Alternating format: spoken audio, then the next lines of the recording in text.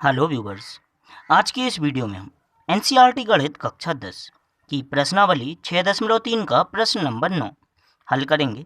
इस प्रश्न में कहा गया है कि आकृति में ए बी सी और ए एम पी दो समकोण त्रिभुज हैं जिनके कोण बी और एम समकोण हैं, सिद्ध कीजिए कि त्रिभुज ए बी सी समरूप ए एम पी और सी ए अपॉन पी ए बराबर B C upon M P.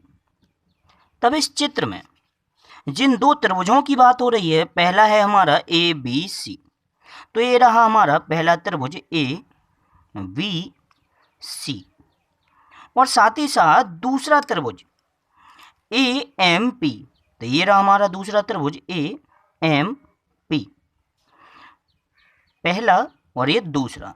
इन दोनों को ही हमें समरूप सिद्ध करना है, तो करते हैं हम।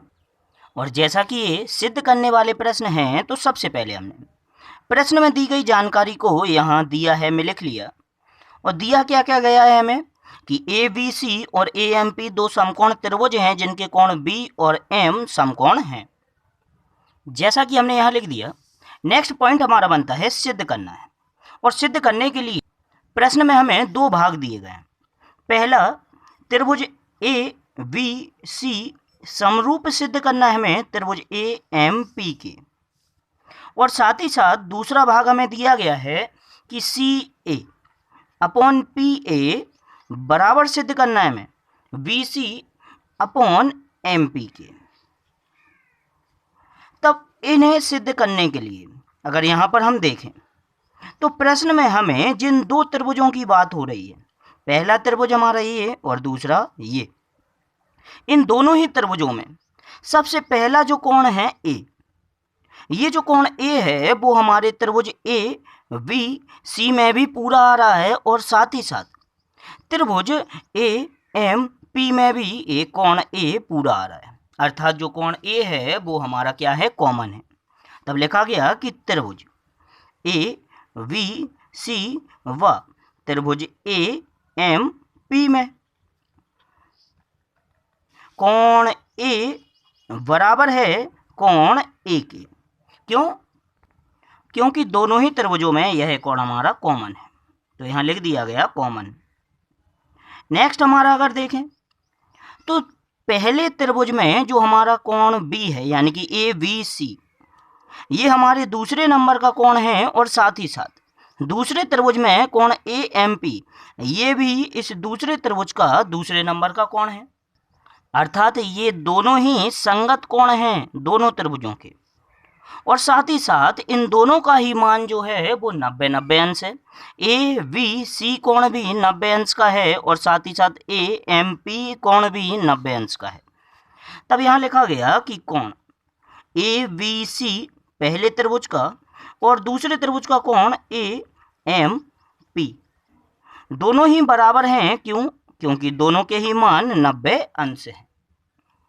तो इस प्रकार इन दोनों ही त्रिभुजों में हमने इनके दो दो संगत कोणों को समान सिद्ध कर दिया, और यदि किसी त्रिभुज के दो संगत कोण समान हो तो जाहिर सी बात है तीसरा कोण भी कैसा होगा, बराबर ही होगा, क्योंकि त्रिभुज के तीनों अंतःकोणों का योगफल 180 अंश होता है।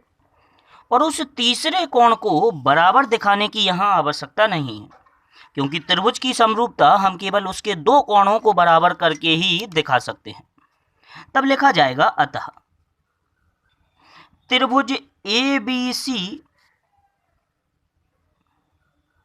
समरूप है त्रिभुज ए एम पी के, और यहाँ हमारी समरूपता लग गई ए ए समरूपता, अर्थात कोण कोण समरूपता।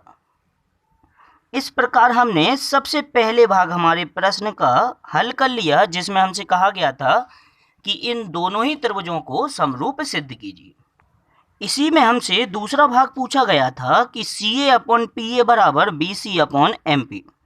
तो अगर हम सी ए देखें तो त्रिभुज ए बी सी में जो सी ए भुजा है वह इसकी तीसरी भुजा है, और पी ए इस दूसरे त्रिभुज की तीसरी भुजा है, अर्थात ये पहले और दूसरे त्रिभुज की तीसरी तीसरी भुजाओं का अनुपात दिया गया है।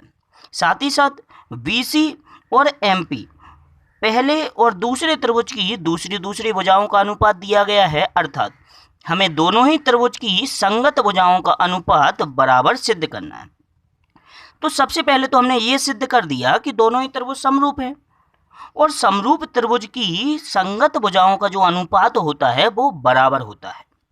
तब लिखा जाएगा, चूंकि समरूप त्रिभुजों की संगत भुजाओं का अनुपात बराबर होता है, अतः पहले और दूसरे त्रिभुज की तीसरी तीसरी भुजाओं का अनुपात अर्थात सी ए अपॉन